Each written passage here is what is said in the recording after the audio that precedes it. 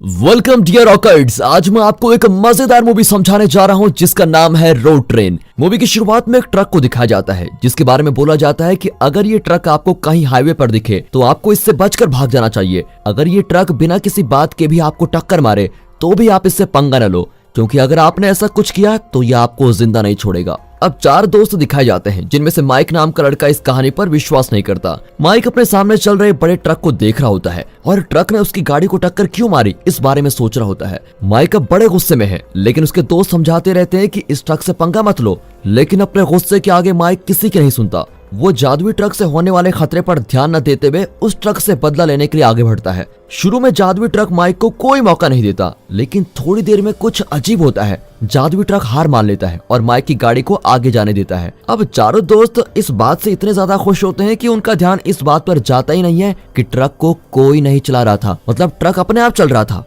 हालांकि आगे जाते ही जादुई ट्रक वापस से उन पर हमला करने आता है और जल्दी से माइक की गाड़ी के साथ खतरनाक टक्कर होने वाली होती है। अब की बार जादुई ट्रक उनसे बहुत जोर से टकराता है। इतनी खतरनाक टक्कर से माइक की कार घसीटते हुए जाती है और कार के तो बहुत ही ज्यादा बुरे हाल हो जाते हैं। लेकिन किस्मत से माइक की बाजू में थोड़ी चोट आई होती है और बाकी तीनों सही सलामत होते हैं। चारों दोस्त एक अच्छी ट्रिप में घूमने के लिए निकले थे, लेकिन उनकी बदकिस्मती है कि इस खतरे में फंस गए। अब वो पता लगाना चाहते हैं कि ट्रक में आकर है कौन और कोई ऐसा क्यों कर रहा है। अब दूसरा लड़का जेरी अपनी गर्लफ्रेंड बेला का हाथ पकड़ता है और उसको अपने साथ ट्रक के पास लेके जाता है, लेकिन उनको इस बात की कोई भनक नहीं होती कि ऐसा करने से उनके साथ अजीबोगरीब चीजें होने वाली है। दोनों जादुई ट्रक के पास बड़े ध्यान से जाते हैं, लेकिन देखते हैं कि ड्राइवर की सीट पर कोई भी नहीं है। वो देखते हैं कि ट्रक में चाबी लगी हुई है, इसलिए माइक और उसके साथी खुश हो जाते हैं और सभी ट्रक के पास पहुंच जाते हैं। अचानक उनको पास से गोली चलने की आवाज आती है। एक आदमी बंदूक लेकर माइक और उसके दोस्तों की तरफ आ रहा होता है।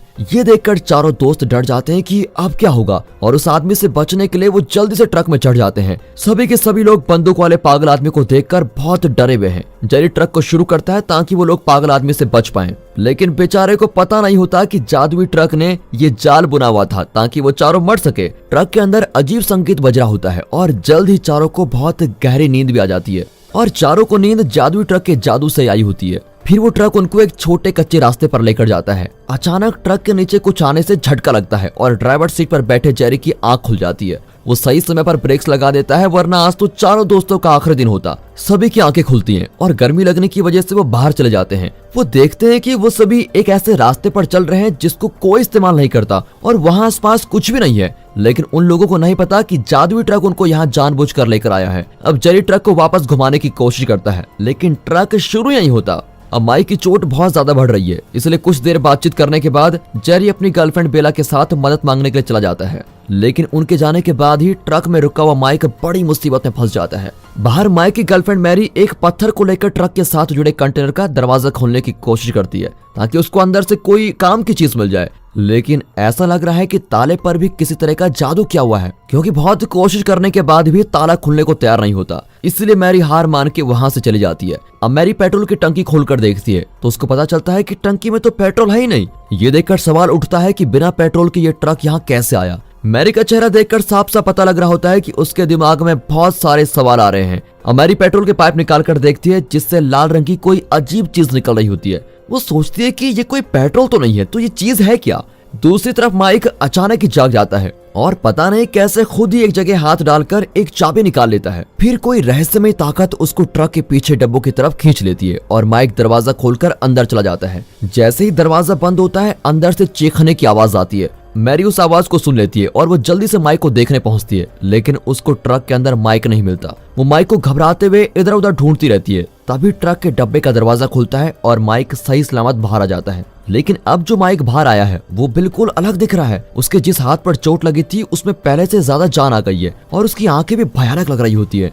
देखने में तो लग रहा है कि जैसे उसके शरीर पर किसी राक्षस ने कब्जा कर लिया हो। इसके बाद से वो अपने आसपास के सभी लोगों को एक एक करके मारने वाला है। सबसे पहले हादसा माइक के सबसे अच्छे दोस्त जेरी के साथ होता है। जेरी और उसकी गर्लफ्रेंड अभी रोड पर पहुंचे ही थे कि दोनों के बीच बहसबाजी हो जाती है। अब गुस्से में जेरी की गर्लफ्रेंड वापस जादुई ट्रक के पास चली जाती है और उसके जाने के बाद ही जेरी का सामना उस पागल आदमी से होता है जो कि बंदूक लेकर घूम रहा था। पागल आदमी जल्दी जेरी को पकड़ लेता है, लेकिन जेरी हार नहीं मानता और दोनों के बीच खतरनाक लड़ाई होती है। हालांकि पागल आदमी लड़ाई जीत जाता है। पागल आदमी जेरी के मुंह में बंदूक डाल देता है और जेरी को कुछ भी समझ नहीं आता कि अब वो इससे बच पाएगा कि नहीं। इस सब के दौरान जेरी की गर्लफ्रेंड बेला जादुई ट्रक के पास पहुंच चुकी है और उसको चलाने की कोशिश करती है, लेकिन पेट्रोल न होने के बाद भी ट्रक चालू हो जाता है। हालांकि उनकी खुशियां सिर्फ 2 सेकंड तक भी नहीं टिकती, क्योंकि तभी के तभी उनके साथ बहुत बुरा हादसा हो जाता है। जेरी पागल हो चुका है। वो अपनी गर्लफ्रेंड के बाल पकड़कर उसको बाहर खींच लेता है और उसके बाद दूसरी लड़की मैरी के साथ भी ऐसा ही करता है। वो एक बंदूक दोनों लड़कियों के सर पर रखता है और दोनों लड़कियां डर के मारे कांप रही होती है। अब अपनी गर्लफ्रेंड की जान को खतरे में देखकर जेरी खुद को होश में लेके आता है। वो आराम से झुकता है और अपनी गर्लफ्रेंड को प्यार से गले लगा लेता है। अब वो खड़ा होकर उस जादुई ट्रक पर गोली चलाने की कोशिश करता है, लेकिन एक बार दोबारा उसको अजीब चीजें दिखाई देने लगती है। मैरी पीछे से मारकर जेरी को बेहोश कर देती है और उसकी बंदूक उठा लेती है। फिर दोनों लड़कियां मिलकर जेरी को ट्रक के नीचे बांध देती हैं और ट्रक को घुमाकर वापस जाने का तय करती हैं। लेकिन ऐसा होने से पहले ही माइक बाहर आता है। अब पता चलता है कि माइक के शरीर पर काबू करने वाला राक्षस ही इन सब के पीछे पड़ा हुआ है। उसने ही पागल आदमी का इस्तेमाल करके जेरी के दिमाग को काबू किया था और जेरी का इस्तेमाल करके दोनों लड़कियों को मारना चाहता था। तभी जेरी बोलता है, माइक तुमने ट्रक को नहीं चुना बल्कि ट्रक ने तुम्हें चुना है। माइक को नहीं लगा था कि जेरी खुद के दिमाग पर काबू कर लेगा। बेचारा जेरी सोचता है कि माइक उसकी मदद करने के लिए आया हुआ है, लेकिन इसके बाद जो उसके साथ होने वाला है वो उसने कभी सपने में भी नहीं सोचा होगा। माइक इस बात का फायदा उठाता है और जेरी को मारता है। इसके बाद वो जेरी का सर पकड़कर चलते हुए टायर के नीचे कर देता है। दोनों लड़कियों को कुछ अजीब सा महसूस होता है, इसलिए वो जल्दी से बाहर जाती है। दोनों बाहर जाकर जेरी का हाल देखकर बहुत दुखी हो जाती है, लेकिन जल्द ही अपने आप को संभालती हैं। वो दोबारा से जेरी की लाश ट्रक के नीचे बांध देते हैं, लेकिन जब वो ट्रक से वापस आकर देखते हैं तो जेरी की लाश गायब हो चुकी होती है। दोनों लड़कियां बहुत घबरा जाती हैं कि ये हो क्या रहा है हमारे साथ।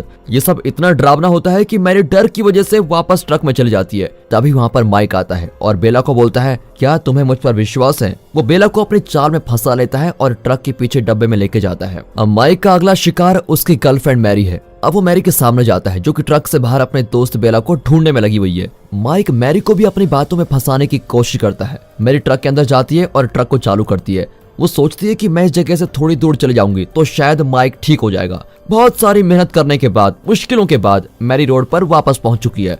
अब मैरी ट्रक को रोकती है ताकि वो माइक को ट्रक के डब्बे से बाहर निकाल सके, लेकिन अचानक ही उसको कुछ टपकने की आवाज आती है। वो देखती है कि लाल रंग की कोई चीज ट्रक के पेट्रोल वाले टैंक से निकल रही है और पता लगता है कि जादुई ट्रक को पेट्रोल की जगह इंसान से चलाया जाता है। ये सब देखकर तो मैरी डर जाती है और वो मदद मांगने के लिए वापस ट्रक चलाने लग जाती है।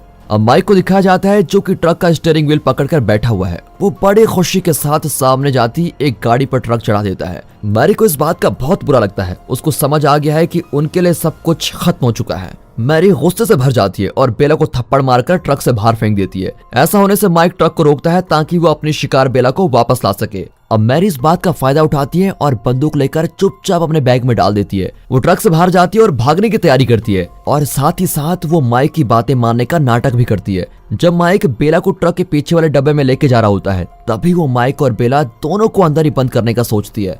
बदकिस्मती से उसको ऐसा करने का ज्यादा समय नहीं मिलता और माइक उसको भी अंदर लेके जाता है। फिर माइक मैरी को क्रशर मशीन में डालने वाला होता है, लेकिन मैरी अपना सर जोर से माइक को मारती है। अच्छा मौका मिलते ही मैरी जल्दी से जंगल में भाग जाती है, हालांकि फिर भी माइक उसको पकड़ लेता है। अब अपनी जान पर खतरा देखकर मैरी अपने बैग से बंदूक निकालती है और माइक को गोली मार देती है। जब मैरी वापस आती है तो वो देखती है कि एक और आदमी जादुई ट्रक के जाल में फंस गया है, लेकिन मैरी उनको रोक नहीं पाती क्योंकि वो उनसे काफी दूर खड़ी है। इस कहानी में वैसे तो जादुई ट्रक बहुत ही ज्यादा डरावना है, लेकिन उससे भी ज्यादा डराने वाली चीज इंसानों का बर्ताव है। अगर आप किसी मुसीबत में अपने आप को संभालना सीख लोगे तो सभी जगह आपको जीत ही मिलेगी। और इसी के साथ ये मूवी यहाँ पर खत्म होती है। दोस्तों, अगर आपको ऐसी ही रहस्यमय मूवीज पसंद आती हैं तो मैं आपको सजेस्ट करूंगा सिक्स्थ मैन देखने के लिए, क्योंकि इसमें एक ऐसी बास्केटबॉल है जो खुद बास्केट होती है और ये कैसे हुआ ये देखने के लिए देखिए सिक्स्थ मैन। बाकी मिलते हैं अगली वीडियो में, तब तक के लिए गुड बाय, अपना ख्याल रखेगा and finally thanks for watching.